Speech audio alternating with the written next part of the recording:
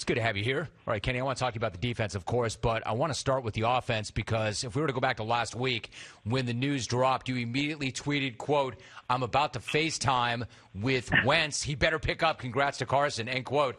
So let me ask you, when you finally got a hold of him, what was that conversation like, and what did you want to tell him about you, the team, and the culture there?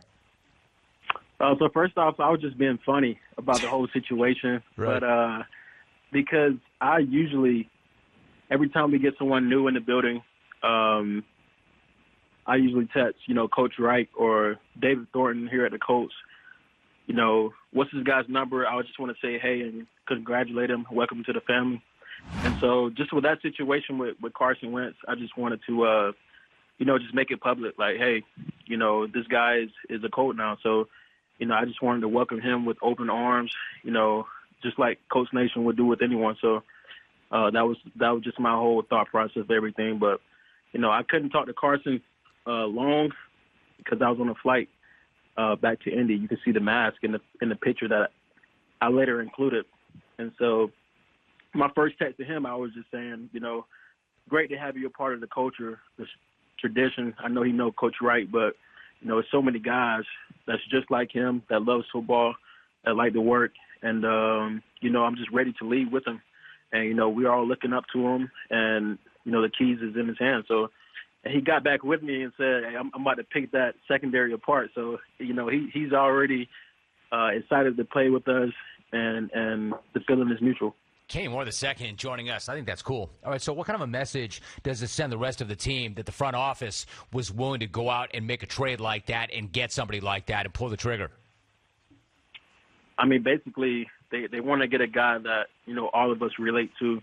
Whenever they're searching for a guy, there's not just the production that you play with and you can bring to the table, but it's more so like your character and how you, carry yourself out of the building. How can you represent the shoe at all times? Just having that integrity, when no one is looking. So just as a player and just an employee of the Indianapolis Colts, I mean, just from my experience being here, I trust this organization. I trust this, front office personnel to get the right guys. So whoever they bring, they're family to me.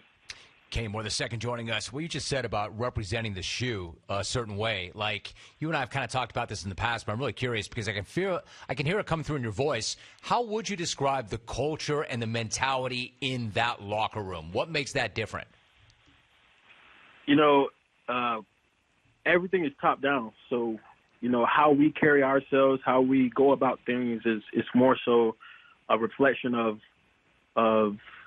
the people who brought us in the building. And shout out to Chris Ballard, Frank Wright, everyone that has a part of, everyone that who steps in the building. So, they want guys to be themselves. They want guys to have the personality to express themselves in the right way, but they want you to do the right thing at all times. So, they just want guys who love football, who loves ball, who's self-motivated, selfless, who love each other, but not scared to tell each other, you're doing wrong or you can do better.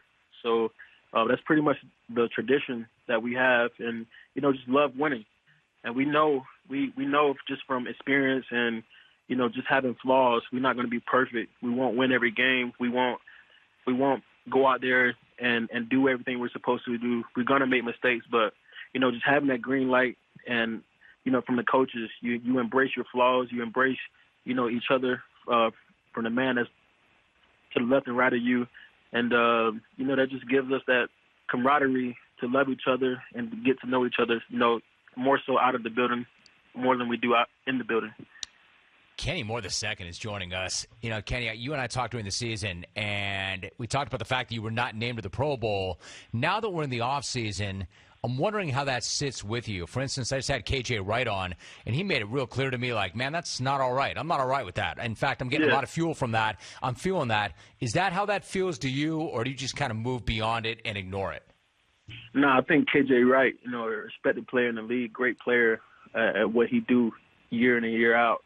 I think he said it perfectly. It doesn't sit right. And that's pretty good for him to express, how you feel. And because, I get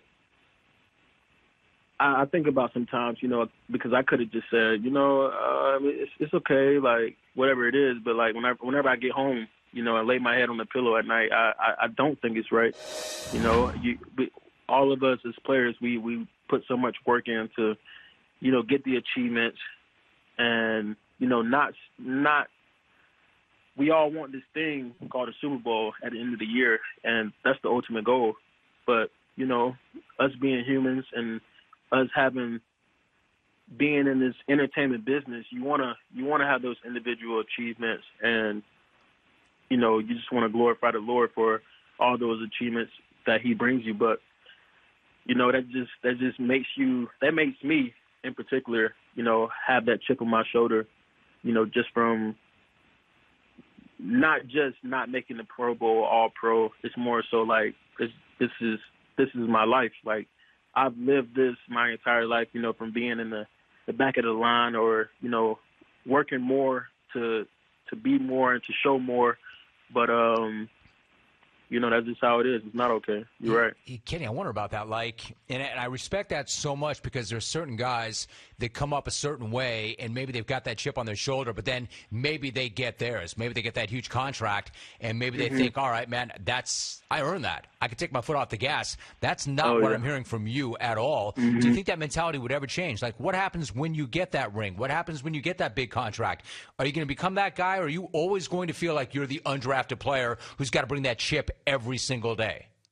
I'm always going to be that guy that has a chip on his shoulder, just because I can't help how, my past have shaped me, from playing 1 year of football in high school, then being told, you're just going to go to college and, see how things are, just be coachable and just play there, and then in college, you're the guy in the back of the line. You don't have much experience. You barely know all the rules of football. You pretty much just want to make your family happy, and then that passion from making your family happy, it turns into, I can really do this, and it turns into a love for the game. So, it's just that point. And then going to New England, and being in a room full of guys who all can play, and every one of those guys can start in the league. But, unfortunately, all these guys who can start anywhere in the league, they're all in the same room and for the same team. So, and then you see yourself on another team where you got to establish yourself, and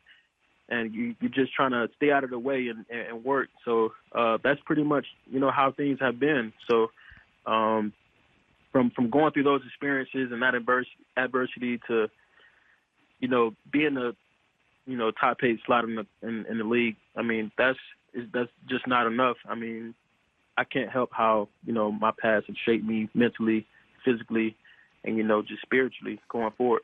Kenny Moore II is joining us. I would argue you certainly did take your game to another level this year, and that those who know, and they know what you've been doing on the field. And then you had that unreal pick against the Raiders that went viral. You and I talked about that during the season. Right. But does it feel like that's one play that can do a lot to get people to truly appreciate the work you've put in and what you're capable of on the field, if they didn't already know?